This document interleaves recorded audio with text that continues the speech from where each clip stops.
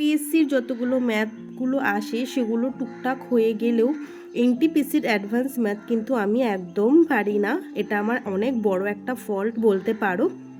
So that's why I am try to learn advance math. আর এক একটা class সাধারণত 25 মিনিটের হলেও আমার প্রায় 1 ঘন্টা লেগে যাচ্ছে, কিন্তু যতই লাগুক আমি অ্যাডভান্স ম্যাথ এবার শিখেই ছাড়বো। সো হ্যালো এভরিওয়ান, অনেক দিন মানে ব্লগ দেওয়া হয়নি, কারণ আওয়াজ শুনে তোমরা বুঝতে পারছো আমার শরীর ভালো না, অ্যালং উইথ মাই ডটার। অনেকটা টাইম ম্যাথসই করেছিলাম, করার পর আমার আর পড়া হয়নি। তো একবারে বিকেলবেলা পড়তে বসছি, বাসে 5:30। মেয়ে ঘুমাচ্ছিল আর আমি ঘুম থেকে উঠে পারমার স্যারের লেকচার 2 কমপ্লিট করব। তো এটা আমার প্রত্যেক দিনের জিকে। আমার জিকে যে খুব একটা খারাপ সেটা বলবো না, জিকে পড়তে ভালোও লাগে। আর যেহেতু অনেকটা টাইম আমি জিকেকে দিয়েছি, সো আমার প্রায় রিভিশন করলেই হয়ে যায়। তো প্রায় 1 ঘন্টার মতো আমার লেগেছে একটা লেকচার রিভিশন করতে, কারণ ট্রুলি কোনো কিছু বাদ দেওয়ার মধ্যে আমি আর নেই, কারণ স্ট্রং পয়েন্টকে আরও স্ট্রং করতেই হবে।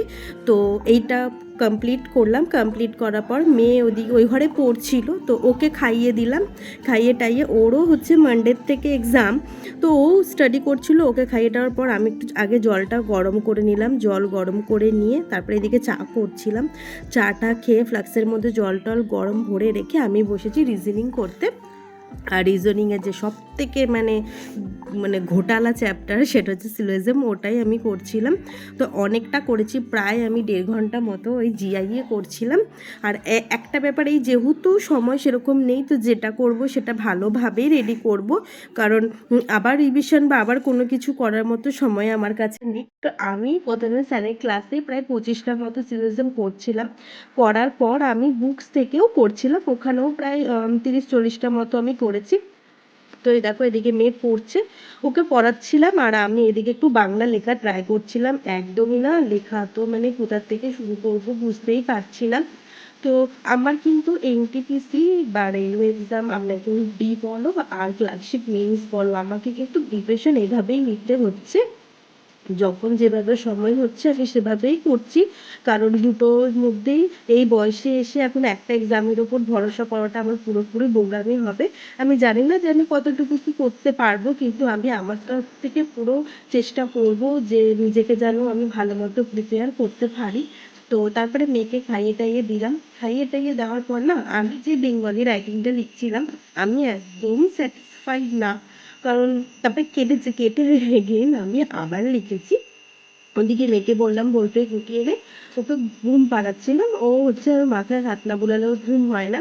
দেন পড়ছিলাম আমি একটু সিটিপি, মানে হচ্ছে ফর প্রাইমারি ইন্টারভিউ। এটাতে আমি 1 ঘন্টা মতো প্রত্যেকদিন নিজের জন্য বরাদ্দ রাখি, 1-1.5 ঘন্টা। কোনো কোনো সময় ডেমো রেডি করতে হলে 2 ঘন্টাও হয়ে যায়। আর সামনে আজ না হোক কাল না হোক ভ্যাকান্সি তো অবশ্যই প্রাইমারি বোর্ড দেবেই, তাই না? আর এটা আমার ক্ষেত্রে একটা এই এজে এসে একটা গোল্ডেন অপরচুনিটি, তো আমি এটাকে কোনো মতেই হালকাভাবে নেব না। দেন আমি জিওগ্রাফি পারভার স্যারের ক্লাস শুরু করেছি, সেটার আজকে সেকেন্ড ক্লাস ছিল। তো একবারে আমার প্রিন্ট আউট করা, আমি যেটা পড়ছি বারবারই বলছি সেটা আমি একবারে রেডি করার ট্রাই করছি।